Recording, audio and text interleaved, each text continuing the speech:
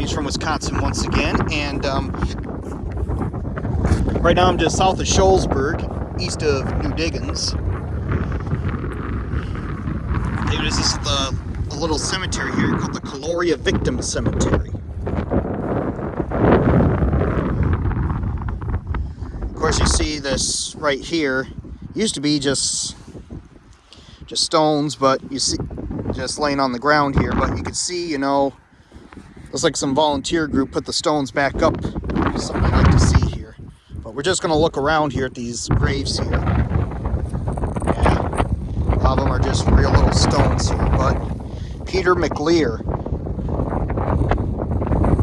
born in Adams County, Pennsylvania on August 26, 1818. He died at Gratiot's Grove, February 6, 1846. And around here is where Gratiot's Grove was. I believe it had to have been south of Shullsburg. I'm not sure if you know where Gravity Hill is at. It's that hill that's kind of down there, kind of down that way, where you would put your car in neutral and it goes into reverse uphill or so. You roll uphill or so. Yeah, kind of around there I think is where Gratiot's Grove happened to have been in the 1800s. But sadly you couldn't find any old ruins or remains of the town. There's just a little sign that says Gratiot's Grove Cemetery, and I think that's it. This person right here died 1856. Sacred to the memory of little Annie L. Sacred to the memory of Elizabeth, wife and Elizabeth, daughter. Look at that. The stone was made at W.H. Smith, Galena, Illinois. Sacred in the memory of Mary. Sacred to the memory of little Fred.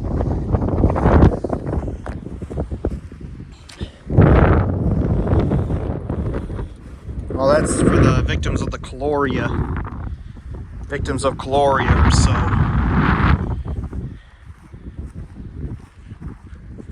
Heck of a disease that happened back in the 1800s, but back then they didn't have modern medicine, and if you got sick or whatever, that was basically your deathbed. Hate to say it.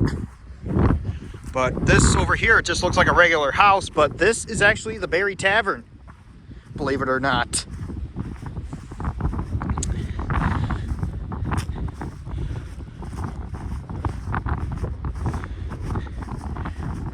And there's like a little stone down there that tells you a little bit of the history, but built in 1829, and for what I believe, from what I heard, there was actually a murder in here sometime in the 1800s, that somebody was murdered in here, that it could be haunted, but I just heard that from word of mouth, really. I'm not sure if you really should believe some of these things or not. Anyway, we'll just have a look inside the Berry Tavern here, shall we? Oh yeah, you can see. Yeah, it looks like they're kind of remodeling the inside of it a little bit.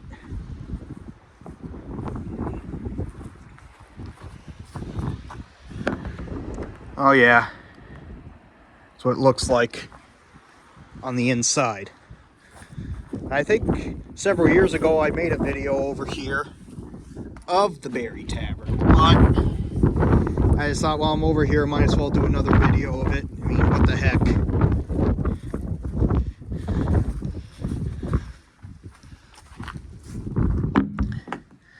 Yep.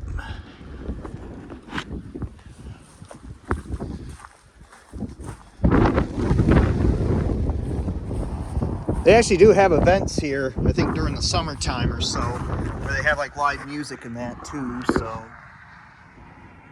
yeah.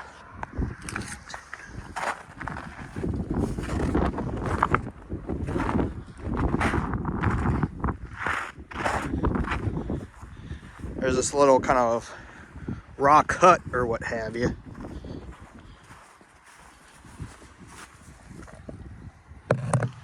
Huh.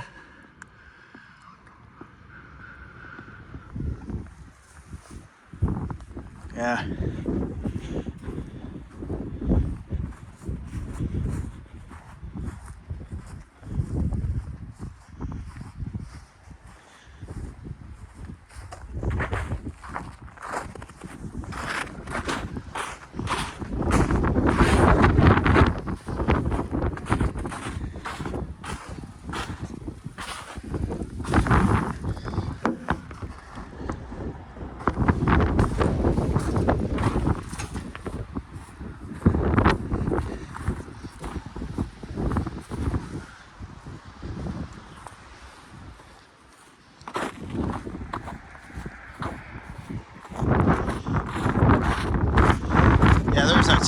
it tells you a little bit of the history about the Berry Tavern here.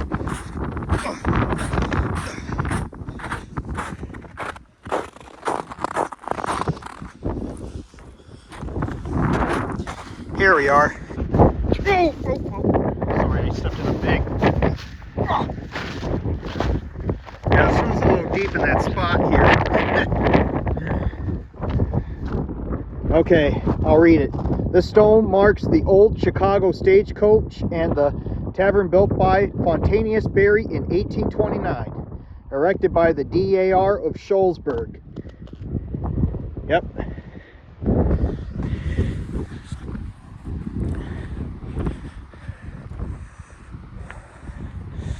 Yep, there's where it stands. The Berry Tavern.